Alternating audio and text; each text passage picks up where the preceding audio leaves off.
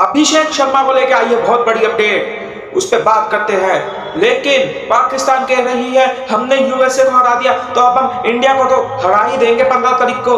अरे औकात देखो यार थोड़ी सी अपनी, उस पर भी पूरी बात करेंगे। कल 2 और मैचेस हुए हैं भाई अच्छे खासे। पहला नीदरलैंड और नामीबिया का हुआ जो कि एक तरफा गया कहीं ना कहीं, और उसके बाद देखोगे तो न्यूजीलैंड और क्या बात करें उस मैच की, कोई बात ही नहीं करनी उस मैच की तो मतलब छोड़ो यार। आ जाओ लाइक सब्सक्राइब करके पूरी बातचीत करते हैं तीनों मैचों पे। अभिषेक का क्या हो रहा है, अपडेट में क्या दिक्कत है बताते हैं। सबसे पहली अपडेट, अभिषेक शर्मा कह रहे हैं कि वेल नहीं है या इंजरी है, कुछ ऐसा सीन बता रहे हैं। और कह रहे हैं कि नेक्स्ट मैच तो जहां तक है नामीबिया के सामने जो 12 तारीख को दिल्ली में होना है वो तो खेलेगा नहीं। कह रहे हो सकता है टूर्नामेंट में ही ना रहे, ऐसा सीन बैठेगा। इंडिया का तो बहुत बड़ा लॉस है।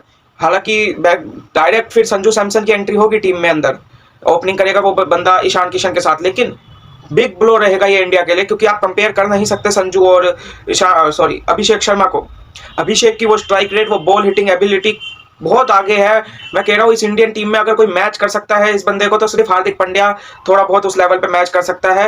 वरना यार ये बॉल स्ट्राइकिंग एबिलिटीज बंदे में अलग ही लेवल की है। कोई रिप्लेसमेंट अभी दिखती नहीं है इस बंदे की। ओपनिंग के स्लॉट में संजू अंदर आएगा, बहुत बड़ा डिफरेंस है दोनों के खेलने के स्टाइल में, दोनों की स्ट्राइकिंग एबिलिटीज में। लेकिन ये बिग ब्लो रहने वाला है इंडियन की टीम के लिए। और अगर ऐसा हुआ तो ये सारे पाकिस्तानी अलग से खुशी मनाएंगे, क्या बच गए ना प्रीमियम फास्ट बॉलर वहीं पे खुद जाता पहली बारी में भाई। लेकिन अब देखते हैं आगे क्या अपडेट आती है और अभिषेक शर्मा की। लेकिन कल के दिन भी हुए हैं भाई फिर से 3 मैच।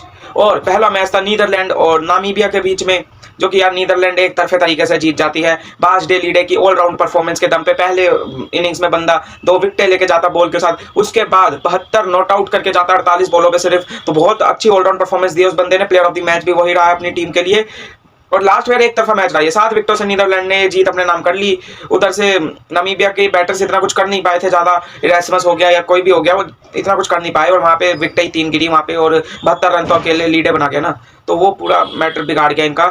एक तरफा मैच था। और दूसरा मैच न्यूजीलैंड वर्सेज यूएई, करनी है बात करने को कुछ है ही नहीं। फर्स्ट इनिंग्स की बातचीत है जो है, सेकंड इनिंग्स में तो कुछ बात करने को ही नहीं है। क्या करोगे बात, ये कहूँ कि 10 विकेटों से जीत गई न्यूजीलैंड, ऐसा हड़का हुड़का के फेंक दिया। अभी तक एसोसिएट नेशंस फाइट कर रहे थे, ये भैंस के फाइट ही नहीं होने दी। इनको कहा चलो घर जाओ अपने, चलो शेखों के साथ खेलो तुम। भाई यार इतनी जलील करके कौन हराता है भाई। फिन एलन, टिम साइफर्ड भाई, फर्स्ट इनिंग्स में ये लोग आते बैटिंग करने, इनका पहला विकेट जल्दी गिरता है। फिर शरफू और वसीम, जिन पे ये पूरी बैटिंग लाइनअप बहुत डिपेंड करती है, अच्छी पार्टनरशिप करते हैं, बहुत अच्छी पार्टनरशिप करते हैं। बाद में शरफू एक्सेलरेट भी कर जाता है यार। लेकिन क्या चला क्या हुआ सेकंड इनिंग्स में, कुछ पल्ले ही नहीं पड़ा अपने तो। वहां पे पहली इनिंग्स में शरफू अच्छा खेल के गया, वसीम लास्ट तक नॉट आउट रहा है ना।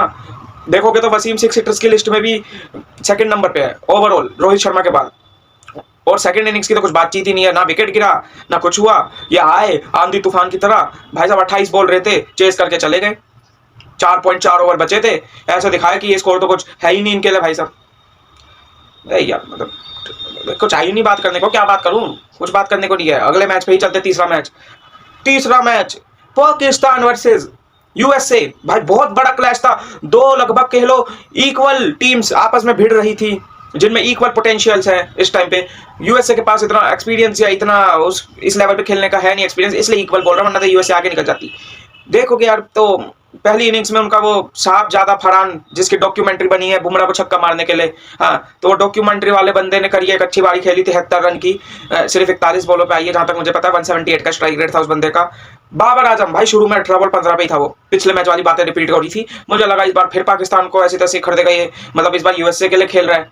लेकिन भाई बीच में बाबर आजम थोड़ा सा इमोशनल हो गया, देशभक्ति जाग गई भाई के अंदर, और फिर अचानक से ले तेरी छक्का भी मार दिया, गैप में मार के चौक के भी मार दिए। एंड में 143 के स्ट्राइक रेट के साथ भाई ने इनिंग्स खत्म करी। और देखो मजाक अपनी जगह, लेकिन ये जो 7 से 14 ओवरों के बीच में विकेटें नहीं गिरी ना इनकी, ये जो फरहान और ये बाबर के बीच में पार्टनरशिप हुई, ये कहीं ना कहीं मैच इनके लिए बना के चला गया था। क्योंकि बाद में तो बाबर ने भी मार दिया था अच्छे खासे रन, 143 की स्ट्राइक रेट से खत्म करी अपनी इनिंग्स, डिसेंट स्ट्राइक रेट है। कैप्टन इनका अगाजी, या अगाजी तो पता नहीं हग्गा जी करने आते हैं यहाँ पे हर वक्त, कब चलेगा ये बंदा पता नहीं चल रहा भाई हमको तो। उसके बाद भाई सब खिलाते हैं कीपर बैट्समैन, ये खिलाते हैं सिर्फ कीपर, नो बैट्समैन। क्योंकि कीपर बैट्समैन तो इनका वो है ना उस्मान खान, उसे तो शाहीन अफरीदी कुछ नहीं समझता। मतलब बॉल मिस हुई नहीं, अफरीदी जाके वैसी लंबी लंबी टांगे भैंस की टक जाके खड़ा हो गया उसकी तरफ, कह रहा आप यहाँ, कहता जी मैं यहाँ पे, मेरे को स्ट्राइक चाहिए। अब तुम विकेट कीपर बैट्समैन हो, उसको बोलते हैं जा तू पवेलियन जा। भाई ने खुद की विकेट सैक्रिफाइस कर दी, इस बंदे को सिर्फ कीपिंग करने के लिए रख रखा है, वो भी एक कभी कभार छोड़ देता है। ये बंदा तो पता नहीं क्या ही है इस टीम में। इससे बढ़िया तो भाई अपना रिजवान को ही खिला लेते हैं, कम से कम सामने वाली टीम के लिए तो खेल जाता। ये किसी के लिए भी नहीं खेल रहा। हाँ नहीं तो उसके बाद देखो यार, इनके लिए एक मैच और, एक जगह और मैच बना। पहले तो 7 से 14 ओवरों में जो फरहान और बाबर की पार्टनरशिप हुई, उसके बाद शादाब खान की वो इनिंग्स 12 बॉल 30 रन, क्योंकि एंड में 32 रन से ही जीती है यूएसए की टीम, 32 रन से जीती है। तो वो 12 बॉल 30 रन का मतलब आपने वो मार्जिन क्रिएट कर दिया, जो आप 170 पे इनिंग्स फिनिश करते हो, वो 190 चली गई, 191 का वहां पे टारगेट मिल गया।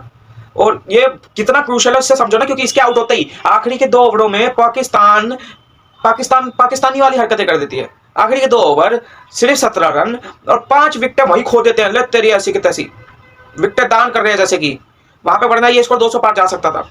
लेकिन शादाब की वो इनिंग्स फर्क बनी है 170 वाला स्कोर 190 पे लाने के लिए। और वहां पे यूएसए की बैटिंग में देखो ज्यादा कुछ है नहीं, सिर्फ 2 बंदे लड़े हैं। एक शयान जहांगीर बंदे ने 49 रन की एक अच्छी इनिंग्स खेली है, वो फाइट दिखी। और एक शुभम, वो भाई इंडिया के सामने भी देखोगे 22 बॉल 37 करे थे उस बंदे ने। अभी कल देख लो क्या बारी खेली है उस बंदे ने, अर्धशतक बना के गया कल वो। तो ये यूएसए के लिए एक अच्छा बैटर है भाई। और बाकी एंड्रे गूस को देख लो 13 बॉल 13, मोनाक पटेल का कैप्टन 10 बॉल 3 रन। तो कुछ है ही नहीं अल्ले पल्ले फिर बाकियों के। तो कहां से जीतोगे? 2 बंदे चले, उन्हीं की वजह से भाई 160 के करीब का टोटल भी बन गया। मतलब मैं ये सोच रहा हूँ इतनी बुरी हालत थी यूएसए की इस चेज में, फिर भी 160 तक पहुंच गए। भैंस की टांग, अगर स्कोर हल्का फुल्का कम होता ये तो जीत जाते फिर से। लेकिन अपसेट तो आया इस बार, अपसेट आया है क्योंकि सबको उम्मीद थी कि यूएसए ही जीतेगी। पाकिस्तान ने भाई अपसेट करा है, बहुत बढ़िया भाई। ये डे 4 की बातें थी हमारी। और अभिषेक शर्मा की अपडेट जैसे ही आएगी अपडेट कर देंगे हम आपको। बाकी डे 5 की बातें कल होंगी। मिलते हैं आपसे जल्दी।